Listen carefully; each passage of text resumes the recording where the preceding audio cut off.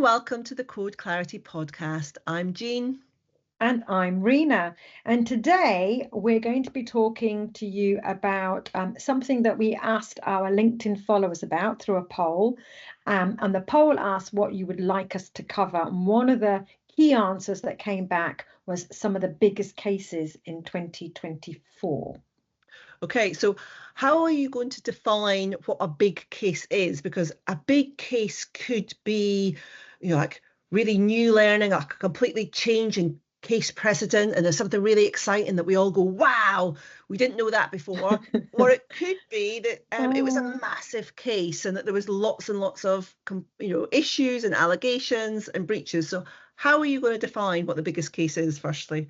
Yeah, well, I think in the absence of the former, Jean, I mean, would you not agree there's not been anything really massively exciting? I'm so sorry to everybody listening who's been, in the middle of all of this, but genuinely, I don't think there's been anything that has changed the way we do stuff massively. Would you agree? Yeah, I agree. I don't think so. There's not been like a big case in wow, we were all going in one direction. Now we know we have to go in a different direction. Okay, so then it's down to, I guess, the numbers game, big case. Yeah. If it's the same old, it eventually boils down to numbers. So how we might have looked at biggest is that it's not a single factor, it's multifactorial. And the way we've kind of looked at it is to consider like how many breaches, but how many of them are really serious, the consequences to that company, and how that all compares to what we call the average. So what is baseline? What does it normally look like in pharma? Okay, so then I'm going to ask you first of all, do we know what the average is? Yeah, so based on our data for looking at 2024 so far, when we look at the number of complaints and the number of breaches, where breaches have been ruled, the average looks to be rounded up to about 3 breaches per case. Okay. So in this biggest case, how many breaches were there? As that was one of the elements. How many breaches was the biggest one? I've put you all out your misery. The case was for Novo Nordisk, and the details about the case, the link to the case will be in the narrative that accompanies this podcast. But in this particular case, Novo received 18 breaches. So it's well above. Absolutely. There's no getting around it. That's well above. What's interesting, though, is that this is a voluntary admission. We've seen recent voluntary admissions end up nowhere, with the panel almost dismissing. So, obviously Novo Nordisk knew they were on to like a big old issue when they put that voluntary admission in.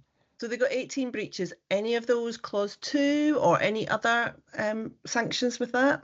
Yeah, so this is another reason why it's one of the biggest cases, because they received 2 clause 2 breaches.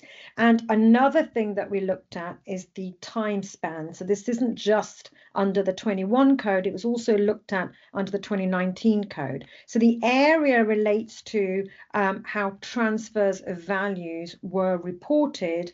The deficiencies demonstrated it was over a long period of time. So that's another factor that we take into account. Okay, so I mean, this is, and forgive me for saying this, but transfers of values, it's usually the quite dull part of the whole compliance. It's paperwork, it's processes, it's whatever. So for it to end up in 18 breaches and 2 clause 2s, I mean, that is quite I don't know if I'd say surprising or quite, this. Why was that, do you think? Why do you think it was such a big case? The case was big because although it's classified as transfer of values, or we might call it disclosure, the issue, that was the kind of resulting issue.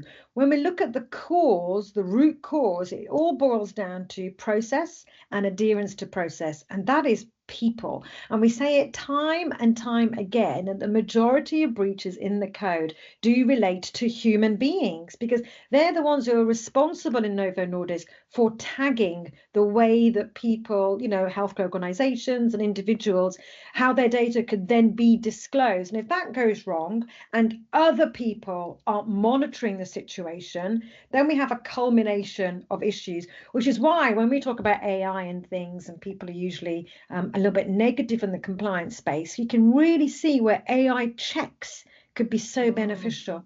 Yeah, so set up correctly, then it goes off and does it and doesn't make some of these mistakes. Um, so the question I've got, the final question for you, maybe I might think of another one, is given that there was 18 breaches, two clause twos, it was due to process. It was obviously quite a deep-rooted process. It went over many years. Did they get an audit? So this is a big surprise, I'd say. Maybe not to some people, but to you and I, who read cases for a living, and this was a big surprise to us because we would absolutely have expected this company to receive an audit for the seriousness, the significance, and the lifespan of the issues. In this case, they only received, I say only, a public reprimand, which is an ad which basically goes out in the key medical press. So the question is, why didn't they receive an audit? What do you think? Well, I mean, I think the thing that perhaps other people would say is they're already under audit, aren't they? They've been suspended. They're already under audit. So would there be any point in them looking in it because they're already looking at them? And there are cases for Astellas and Sanofi where, whilst they were under audit, they got another audit. So then you have to ask, well, why was it applicable in those cases to re-audit the company whilst they were under audit, but not Novo Nordisk? And maybe there is a recognition that they are doing as much as they can and they're under a lot of stress. Yeah, well, who knows? Who knows? Who knows? All right.